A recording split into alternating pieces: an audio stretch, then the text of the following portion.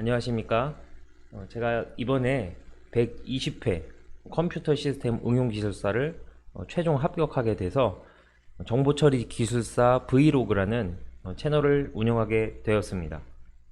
여러분들과 다양한 의견을 공유하고 이 쉽지 않은 정보관리 기술사와 컴퓨터 시스템 응용 기술사를 준비하고 계신 여러분들에게 많은 도움을 드리고자 이 채널을 운영하게 되었습니다. 여기 보시면 필기 합격 이후에 실기까지 면접이죠. 6월 5일부로 합격을 했습니다. 면접 준비간의 스트레스가 상당했는데 저 나름 잘 이겨내고 최종 합격까지 도달하게 되어 영광으로 생각합니다. 이번 채널에서는 오리엔테이션 개념으로 여러분들께 이 기술사 시험을 준비하게 되는 이유, 또 준비해야 되는 이유, 그리고 준비 방법, 가장 기본적인 것들이죠. 출제 기준과 서브 노트는 또 어떻게 작성을 해야 될 것인가, 또 신기술 분야가 요즘 굉장히 범위가 많이 좁아졌어요. 옛날에 비해서 클라우드와 인공지능 분야로 많이 한정이 되었는데, 이 부분을 어떻게 준비해야 될 것인가 간단하게 설명드리고, 향후 채널 운영 계획에 대해서 말씀드리고 이 오늘의 브이로그를 마칠까 합니다. 먼저 컴퓨터 시스템 응용 기술사 준비 이유를 한번 같이 생각해 볼게요. 여러분들 대부분 다 이제 IT 분야에서 일을 하고 계실 겁니다. 저 같은 경우도 그랬고, 대부분 계신 분들이 이제 개발 업무를 하시는 분도 있고, 직급이 올라가셔서 PL이나 PM을 하시는 분도 계실 것이고, 또 정부 조직에 계신 분들은 뭐 연구원을 하시는 분도 있고요.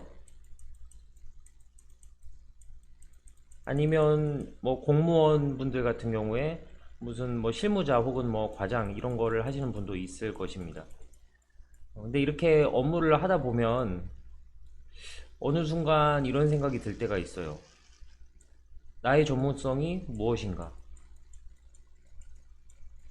우리가 전문 전문적이다, 전문성이 갖추어졌다라고 얘기하는 게 과연 무엇일까? 저 이런 고민을 되게 많이 했었어요. 그래서 처음에는 학위를 따자라고 해서 석사 학위도 따고 그렇게 했습니다. 전 정보보호를 전공을 했는데, 물론 학위를 하면서 굉장히 많은 지식들을 배웠어요. 도움도 많이 됐고, 일을 하다 보면 근데 좀 뭔가 또 아쉬움이 남아요. 그래서 여기서 이제 박사로 가시는 분도 있습니다. 여기서 박사로 가시는 분도 있는데, 여러분들 박사를 해보시면 알겠지만, 박사는 한 분야, 그러니까 하나의 주제를 가지고 깊게 들어가는 겁니다.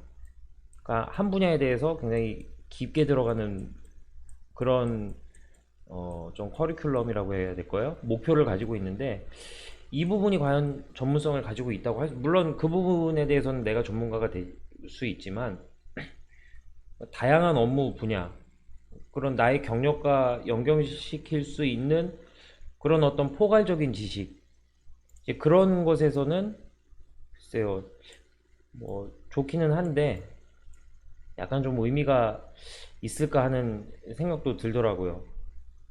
그래서 저는 처음에 고민을 많이 하다 나중에 이 전문성을 면허에서 찾자라고 생각을 했습니다. 면허. 그래서 전문성은 곧, 고민을 하다가 제가 결론을 내렸어요.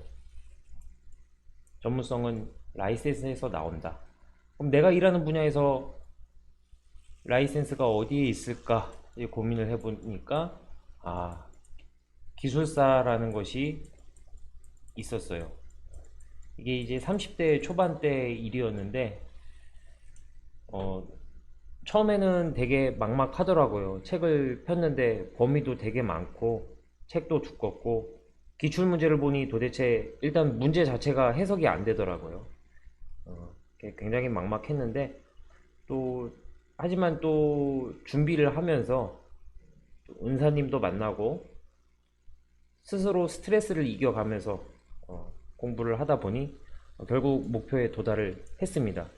그래서 여러분들도 많은 고민을 하고 계실 텐데 이 부분에서 제가 여러분께 도움을 드릴 수 있을 거라고 생각하고 여러분들에게 이런 전문성을 갖춘다.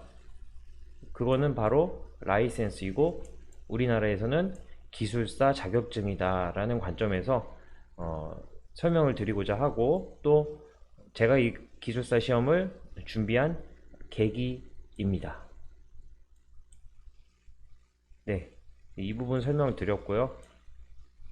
이제 준비 방법입니다. 이 부분은 나중에 또 구체적으로 이건 한 번에 설명하기 좀 힘들기 때문에 뭐 책자 선정 그리고 답안 작성 이런 부분들은 이제 별도로 다시 준비할 거고요. 오늘은 오리엔테이션 개념으로 출제 기준, 서브노트 작성, 또 시중에서 자료를 굉장히 구하기 힘듭니다. 이 신기술 분야도 지금 비중이 높기 때문에 이 부분을 어떻게 준비해야 될까 설명을 드리겠습니다. 출제 기준을 말씀드리면 이게 가장 중요하죠. 모든 시험은 범위와 방침이 있습니다. 근데 이걸 모르고 공부를 하시는 분들이 굉장히 많아요. 그래서 출제 기준은 한번 여기서 짚고 넘어가겠습니다. 큐넷 사이트에 가면 컴퓨터 시스템 응용 기술사, 제가 이걸 했지만 물론 정보관리 기술사도 있습니다. 기술사 출제 기준이 명시가 돼 있어요.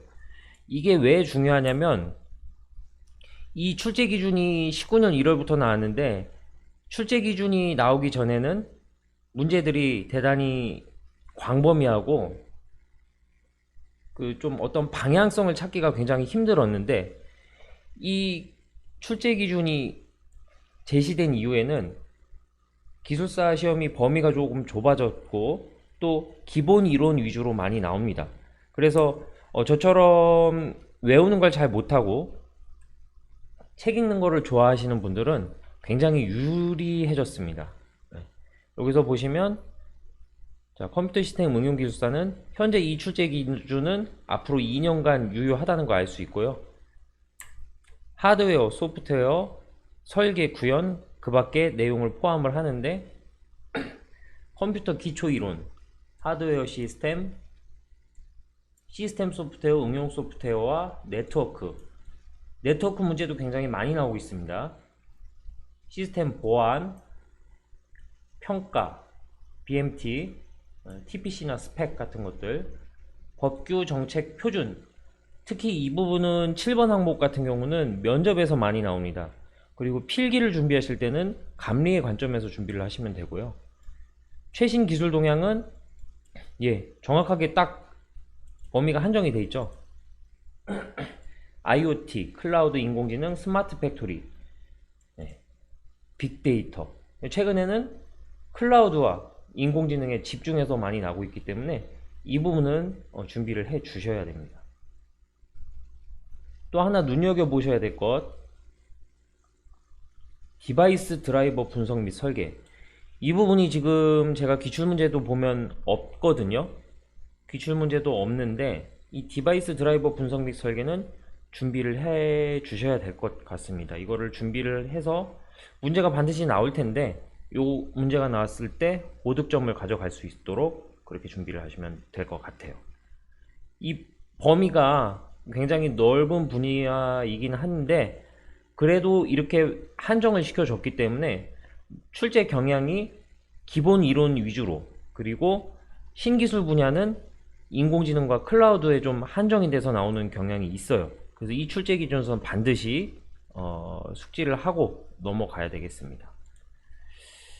자, 출제 기준 설명드렸고요. 그 다음 서브노트 작성입니다. 이 서브노트는 작성 방법이 두 가지가 있습니다. 하나는 토픽 위주로 작성하는 방법이 있고, 두 번째는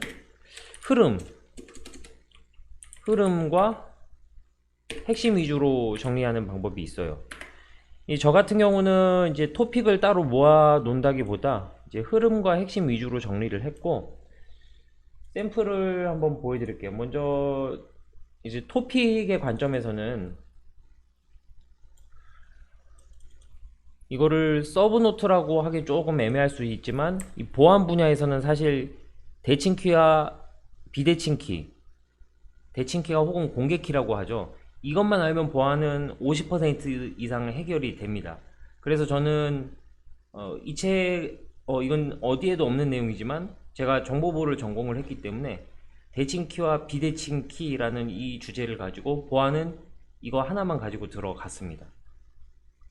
대표적인 이제 토픽으로 서브노트를 정리한다라는 개념이 되겠고요. 이런 식으로 혼자 작성을 해본 내용입니다. 대칭키와 비대칭키는 이런 형태가 있고, 또 예외적으로 비가역 방식인 해시 함수가 있다, 이렇게 하고, 암호화는 이렇게 한다, 파이스텔 구조가 이렇게 된다. 대칭키는 대부분 다 파이스텔 구조입니다. 물론 스트림 방식도 있지만, 공개키 방식은 RSA 방식, ECDSA, ECC 방식이 다 동일하게 진행이 되고요. 물론 저 ECC, ECDSA는 조금 다르긴 하지만 어쨌든 원리는 같습니다. 그래서 하나의 과목을 여러분들이 이렇게 하나의 답안 토픽 형태로 압축할 수 있어야 합니다. 기술사라는 시험이 기술사로서 전문성을 가지고 어떤 토픽에 대해서 구조화할 수 있는 능력을 보기 때문에 이런 식으로 압축을 하는 것도 좋은 샘플이 되고요. 그 다음에 이거는 제가 가지고 간 이번에 120회를 준비하면서 가져간 서브 노트고, 여기 120회 문제가 굉장히 많이 나왔습니다. 여러분 서브 노트를 정리를 할 때 기본 개념은 중요한 토픽인데 잘 외워진다, 그러면 굳이 작성할 필요가 없습니다. 서브 노트는 중요하면서 잘 안 외워지는 것, 중요하면서 잘 안 외워지는 것을 정리를 하면 됩니다. 이렇게 되면은 서브노트를 많이 작성할 필요는 없습니다.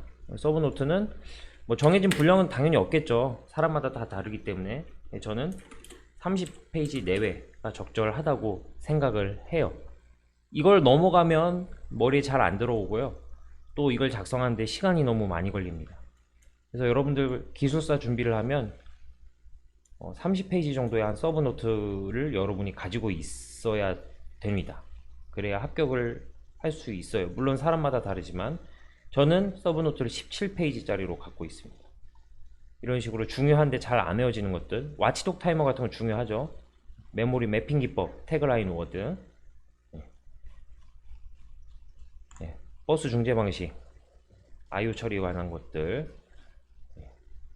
이번에 여기서 시험 문제가 많이 나왔어요.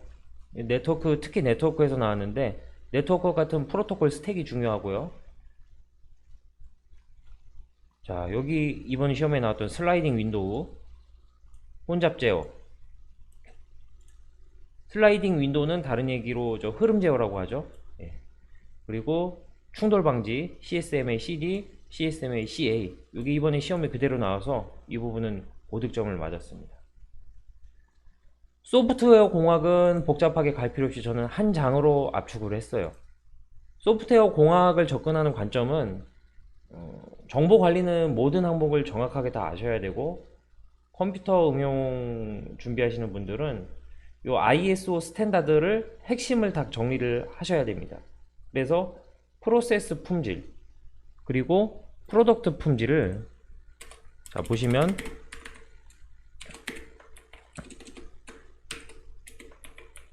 소프트웨어 공학 같은 경우는 프로세스 품질, 그 프로덕트 품질에 대해서 ISO 스탠다드 머리가 딱 들어와 있어야 돼요. 예를 들어서 프로덕트 품질이다 그러면 ISO 9126, 여기 있죠. ISO 9126에서 2기 신사 유효 이렇게 나와서 어떤 문제가 주어졌을 때 이거를 직접 물어보지는 않습니다. 그러나 어떤 절차를 작성한다든지 어떤 기획을 묻는 문제를 물었을 때 ISO 스탠다드가 탁 나와줘야 됩니다. 자율주행 자동차 그러면 ISO 26162 이게 딱 나와야죠. 여러분들 타고 다니는 자동차에 있는 컴퓨터가 있죠. 여러분들 자세 제어부터 연료 분사량 이런 것들 다 조절하는 ECU 이 안전규격이 명시가 되어 있고 A실 규격까지 명시가 되는 게 ISO 26162입니다. 이런 다양한 ISO 스탠다드가 여러분들 정리가 돼 있어야 됩니다. 최소한 15점, 2교시형에서 15점을 맞기 위해서는 이런 것들이 정리가 돼 있어야 되겠죠. 자, 그 다음에 신기술 대비 분야는 저는 이제 클라우드는 좀 현업이 아니어서 인공지능 분야 핵심으로 준비를 했고, 인공지능 분야를 정리를 한 게 보시면 책을 하나 사서 A3 형태로 보시면 이렇게 정리를 했습니다.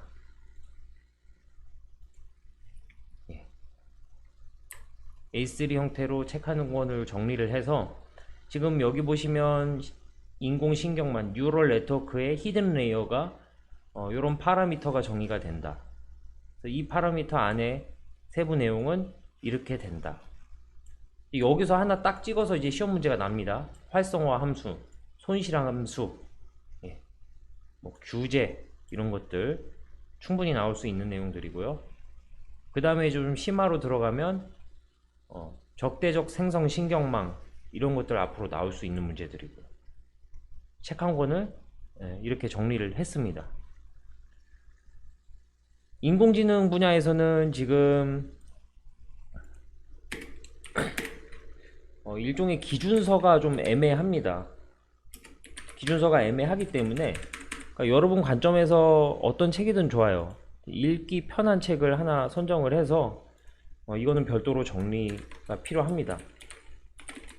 그래서 이 부분은 지금 이렇게 잘 돼 있는 학원이나 이런 게 없어요. 그래서 제가 나중에 이건 채널에서 별도로 이거는 강의를 진행을 할까 해요. 여러분을 위해서 이렇게 할 예정입니다. 따라서 그 향후 채널 운영 계획은 이 부분 제가 또 강의도 하고 싶고 또 저 스스로도 공부하는 데 도움이 되기 때문에 인공지능 강의를 한번 이거는 이제 일반적인 인공지능 강의가 아니고 기술사 합격을 위한 수준으로 그러니까 너무 실무적이지도 너무 추상적이지도 않은 적절한 수준에서 강의를 진행할까 생각 중이고 또 답을 구조화한다고 합니다. 답안지를 작성할 때 같은 내용이라도 표를 어떻게 그리고 또 그 뭐라고 하지? 왁구라고 하죠. 그 포맷을 어떻게 잡느냐에 따라서 점수가 많이 달라질 수 있기 때문에 1교시형 답안지와 2교시형 답안지 어떻게 작성하는가 이 부분 향후에 설명을 드릴까 하고요. 또 책자 기본서는 어떤 거를 봐야 되느냐 이 부분도 중요합니다. 이 부분하고 기타 여러분들이 질문을 남겨주시면 또 그 부분에 대해서 답변을 드리는 시간을 갖겠습니다.